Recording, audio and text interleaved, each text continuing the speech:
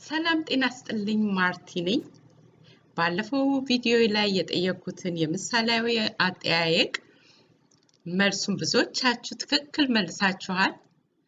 ዛሬ ደግሞ በሌላ ጥያቄ ቀርብላችኋለሁ መልሱንም በኋላ ሰጣችኋለሁ አሁን ቀጥታ ወደ ስራው እንግባና እንደምታዩት መጀመሪያ የማደርገው ድንቹን ቆረጥ አድርግና ለአንድ ለሁለት ደቂቃ ያህል ቀቅለዋለሁ የማዘጋጀው የቀይ ስርና የድንች የቲማቲም ቀዝቃዛ ምግብ ከ5 ደቂቃ በላይ አይወስድም ይሄን ለማዘጋጀት በጣም ለጤናችን ግን ግሩም የሆነ ምግብ ነው ቀጥዬ የማደርገው ምንድነው ሎሚውን አንድ ሎሚ ብቻ ነው የምጨምቀው ከዛ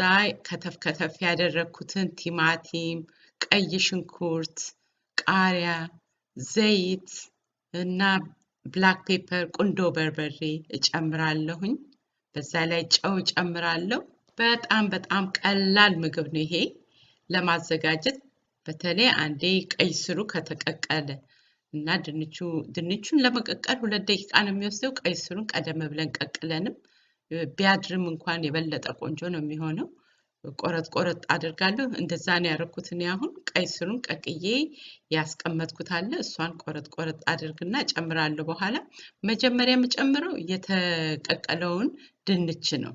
በጣም እንዳይሞክክብን ድንቹን በጥንቃቄ ነው መቀቀል ያለብን ከትንሽ ጨው ጋር አሁን እንደዚህ በማድረግ አገላብጠውና ካዋሃድኩት በኋላ ነው ቀይ ስሩን መጨረሻ ላይ የምጨምረው ለምንድነው መጨረሻ ላይ የምጨምረው ቀይ ስር ቀለም አለው አይደለም በጣም ፓወርፉል ስለሆነ ሁሉንም ቀይ ብቻ እንዳያደርግብኝ ብዬ ነው መጨረሻ ላይ ጨመርኩት ይሄን የመሰለ ምግብ 5 ደቂቃ ባሉ ሞላ ጊዜ ውስጥ አዘጋጅቻለሁ አሁን ወደ ጥያቄና መልሳችን እንገባለን መልሱ ባለፈው ጊዜ ጠየቁት ጅብ ከሄደ ውሻ ባዶ ቦታ ነበረ መልሱ ጅብ ከሄደ ውሻ ጮኸ ጎበዞች ብዙዎቻችሁ መልሳችኋል ትክክል የዛሬው ጥያቄ ደግሞ ይሄን ይመስላል የቆጡን አወርድ ብላ የብብቷን ባዶ ቦታ የቆጡን አወርድ ብላ የብብቷን ሸሸገች አሳየች ጣለች የትኛው ነው መልሱ ትክክለኛውን መልስ በሚቀጥለው ቪዲዮዬ ከ2 ቀን በኋላ አቀርብላችኋለሁ ጥያቄውን ፈጠን ብዬ ከተናገር ወደ ኋላ መለስ በሉና ጥያቄውን እንደገና አዳምጡት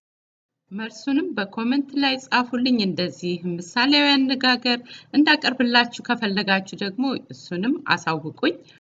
ኮሚዩኒቲ ፔጅንም ቼክ አድርጉ ብዙ ቢብሊካል questions እሱ ላይ የጻፍኩኝ ምታቁትን መልሱ አብረን እንማማራለን የማርቲ ኤ ቤተሰብ የሆናችሁ በሙሉ ቴንክ ዩ ወዳችኋለሁ እስካሁን ቤተሰብ ያልሆናችሁ ሰብስክራይብ በማድረግ ቤተሰብ ሁኑ ለሌሎችም ደግሞ ይሄንን ሼር አድርጉ እግዚአብሔር ሰላም ጤና ለሁላችሁ ይስጣችሁ